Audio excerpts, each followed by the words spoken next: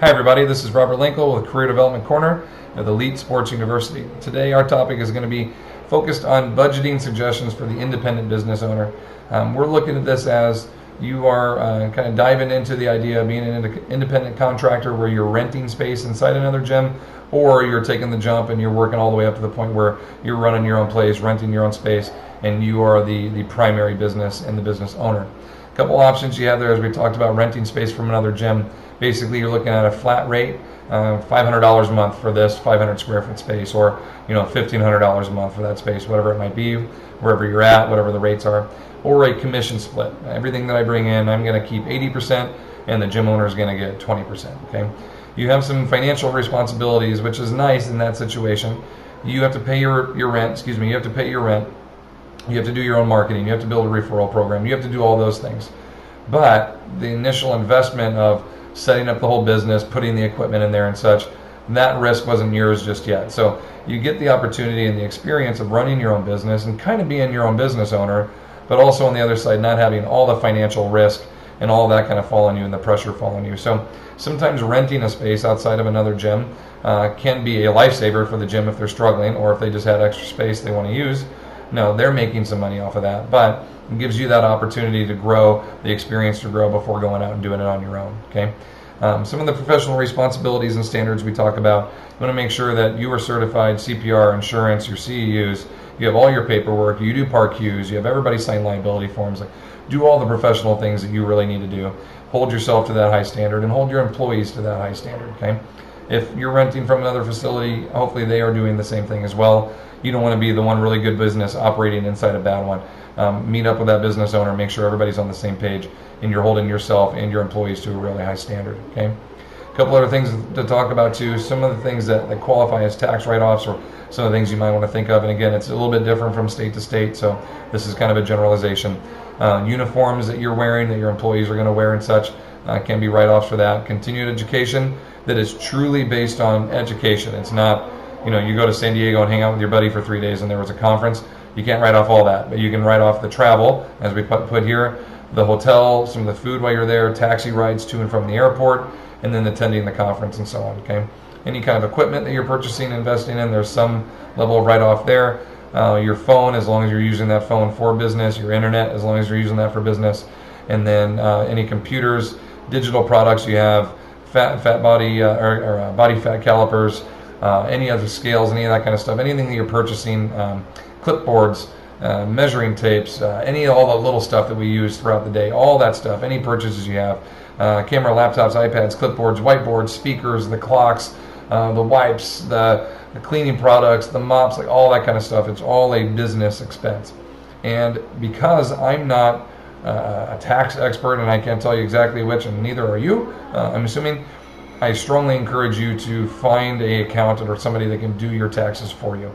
I think that having the initial investment into having someone who knows and does this as a profession is so much more valuable than bottom pricing it and trying to do it by myself on the internet. You miss a lot of things. You might not count things that could save you money, where you end up paying instead of getting a return. So if we are going to encourage people out there who are capable of exercising on their own, that they need a coach and someone to teach them, why would we try to go out and do our taxes our own, or try to change our oil? Leave that up to the people that really know what they're doing and have a very good grasp of it and can do it to the best of the abilities. Okay, so I strongly encourage that. A couple other things you can think about here too. This is from an article I wrote for the National Strength and Conditioning Association, and I'll show you that in just a second. Some of the just kind of the general ideas of what you're looking at, or general breakdown. This trainer, so to speak, made about $45,000 in this year, and this is the breakdown of where their funds went to. So rent, they paid about 13% of, which was about $6,000 out of that year, 13% of their income to rent. To their liability insurance, about 1%. Membership, their license and such, less than 1%, and so on. All the way down to the bottom there, where you have websites, your gas if you're traveling to and training people at their homes, purchasing new equipment, gifts and raffle prizes and so on, and then all the way down to your accounting fee, plus your net profits and such, and the taxes you have to take out. I strongly encourage you to use that individual and make sure you're maximizing all these as best you can, so you're not leaving any money on the table. Okay. So take a look at that. See, in a general scheme of things, how is your life financially bracketing up with this? How is your profession running here, and how efficient are you? You can look into the personal trainer quarterly with the NSCA. Here's that building a budget for the independent personal trainer, and a very, very similar little budget there on the side that you can take a look at. And again, hopefully this kind of points you in the right way of seeing, as the business owner, a lot of times, or as the employee, they don't really always think about how the business owner is viewing it. They don't see all the additional costs, the additional expenses that it takes to run and keep a business afloat. And so putting yourselves in these shoes and having the opportunity maybe where you're going to transition from that employee and go out and rent a space, be aware of all the things you're about to get into, because it's not Field of Dreams. You build it and they're just going to show up. Like, there's a lot to go on, there's a lot to do, and there's a lot to prepare for before you make that jump. Renting space, and an even bigger preparation and bigger jump to go in and do it on your own. Over the last 15 years, I was an employee for 10. I was an independent for 3, and then I've been out on my own, totally on my own, for the last 2. And it's been a great progression, but I had a lot to learn going through there. I'm grateful that I did it that way, and I didn't jump into the deep end too soon. We see a lot of gyms, especially small gyms, open up. They're here for a year, maybe 2, and then they disappear, and something else comes moving into their spot. We definitely don't want you to be that person. So budgeting, planning, forecasting, going through all that ahead of time. Know what you're getting into. Know your numbers.